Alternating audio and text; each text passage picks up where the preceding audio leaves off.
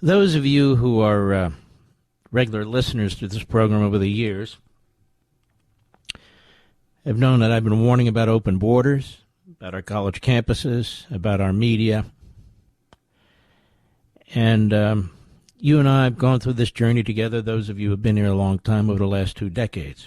And we can see the degradation and the, cultural rot that's taking place in our country. And the reason is multifold. Number one, we are importing evil people.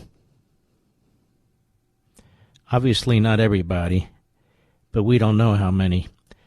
And when you're importing 11 million, 20 million people without proper vetting and the border's wide open, and many of them are coming from hot spots in the world where there's civil war, terrorism, genocide, obviously a certain percentage of the people you're importing into the country are going to share those evil views. And that's exactly what's happened. That's number one. We also have homegrown terrorists. And it's in part due to 2 major factors in our society. Number one, our media, which turns the good guys into bad guys and the bad guys into good guys. And I'll get to that in a moment. And, of course, the indoctrination that goes on in our colleges and universities, which are really monoliths for Marxism, pretty much. So I've been talking to you about the fusion of Marxism and Islamism, and it's here. 3 weeks ago, 2 young people were murdered, shot in the back multiple times, over 20 times, by a Marxist, a Democrat.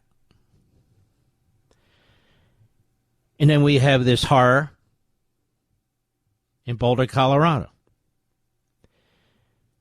with this Islamist Egyptian illegal alien who overstayed his tourist visa and then was given a work permit by the prior regime, and I'll get to that in a minute,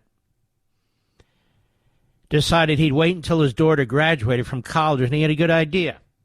Since he couldn't get a license for a gun, he would exterminate old ladies who every Sunday went to this location in Boulder, quietly, silently, protesting with signs Hamas's imprisonment, torture, murder of the Israeli hostages. That was too much for him. So he goes there with Molotov cocktails. He goes there with bottles filled with gasoline, homemade blowtorches, and people are set afire. In fact, one witness talked about the smell of burning flesh. Old ladies in their 50s to their almost 90.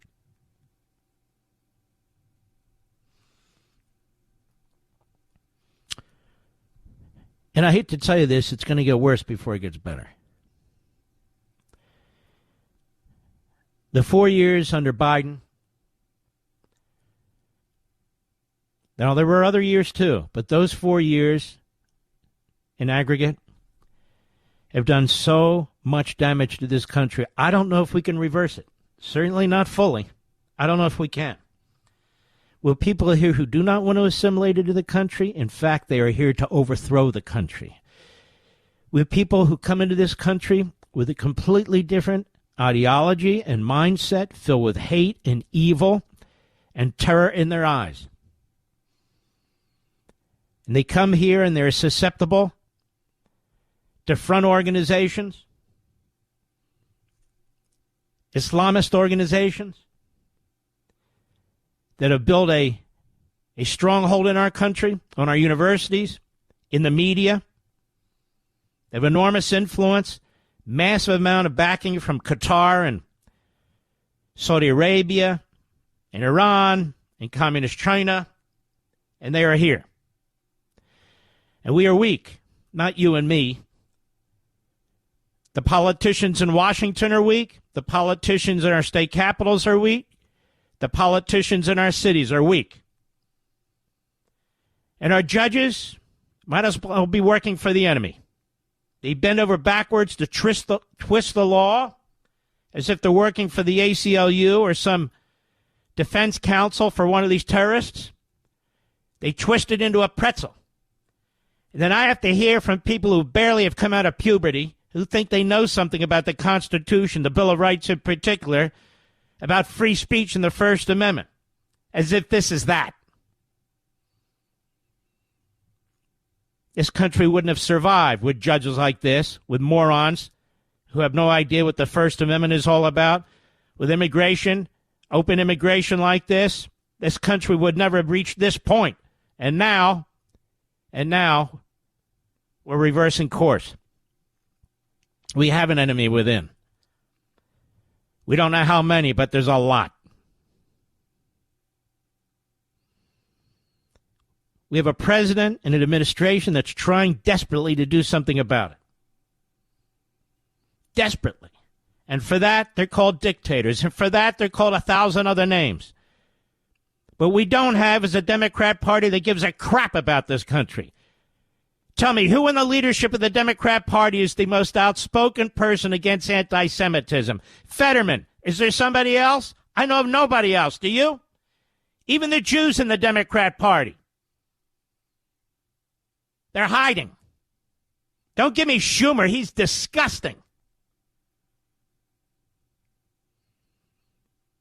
The Democrat Party is the party of the Marxists and the party of the Islamists and other reprobates and malcontents and miscreants. It is a party that hates this country, which means it hates you. It's betting on the importation of individuals from all over the world, no matter who they are, unvetted. There's a reason why Van Hollen goes to El Salvador to come to the defense of a wife beater, an MS-13 gang member, a human trafficker. There's a reason why the Democrat Party comes to the defense of every single radicalized, terror-promoting student in this country, leader in this country, every time the Trump administration seeks to deport them.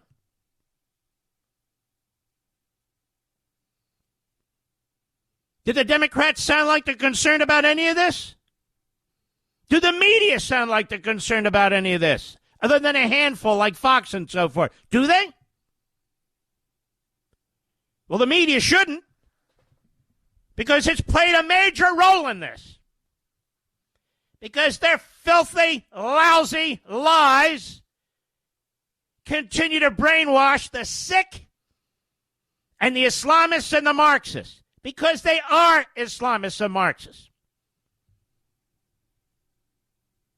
The American media, our friend at Right Scoop, CNN runs with a Hamas lie about an Israeli massacre at a humanitarian aid site that never happened. And they weren't the only ones. Garbage media outlets like CNN and the BBC, filled with Jew haters. But, Mark, what about the Jews that are hosts? Who cares? Are running with a complete lie made up by Hamas about a Palestinian massacre by Israelis that never happened at a humanitarian aid distribution site. CNN reported at least 26 Palestinians were killed after Israeli forces opened fire near a Gaza aid distribution center, the Palestinian Red Crescent Society said. There was one problem, and then they raised it to 31. There was a video. It never happened, according to multiple sources. In fact, CNN even quotes the agency that runs the humanitarian site as saying it never happened. The Gaza Humanitarian Foundation, which runs the site, insisted, quote, there was no gunfire in the distribution center and also not in the surrounding area. In a statement earlier, the foundation said all aid was distributed today without incident. We've heard that these fake reports have been actively fomented by Hamas. They're untrue and fabricated. That is the Gaza Humanitarian Foundation. But it was too much for the American media, too much for the Western media. They went with a lie. And even after this was put out, the New York Times kept up the drumbeat. They still run with this headline based on the Hamas lies. These false reports that are intended to incite, and they do incite. But that's not the only one. Before that young couple was murdered 3 weeks ago in cold blood. Cold blood. The UN put out information. It was embraced by every major media organization in the world that there were 14,000 Palestinian children in Gaza who are about to die in the next 24 to 48 hours because the Israelis wouldn't permit food in there. Then these two kids are murdered. Oops, says the UN, they were inaccurate.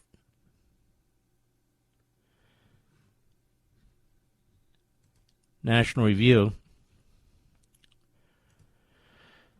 I have to go through this. It's just, I mean, honest to God, folks. Did you send me that article again? There it is. There's no evidence IDF attacked Gaza Aid Center. U.S. media run with the Hamas claim anyway. Welcome back to the Forgotten Facts at National Review. Brittany Bernstein. This week we discussed the media's failure to look at Hamas's claims through a critical lens. Cover more media misses. Israel immediately denied it was behind the attack, released drone footage of unidentified masked men shooting unarmed civilians. Hamas is murdering Palestinians at food distribution centers, and Israel is blamed. And so they'll keep murdering Palestinians at food distribution centers because they're relying on CNN. They're relying on the BBC. They're relying on the New York Times and MSNBC and all the rest of the filth out there.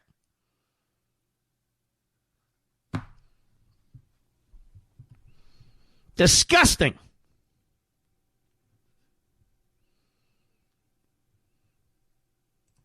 Now these people were torched. Now it's gone from 8 to 12, according to the FBI this evening. 12. One old lady's in critical condition, burned so badly.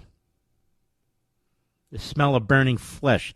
There they are in the United States of America, one of the most liberal cities we have, Boulder, Colorado, silently with signs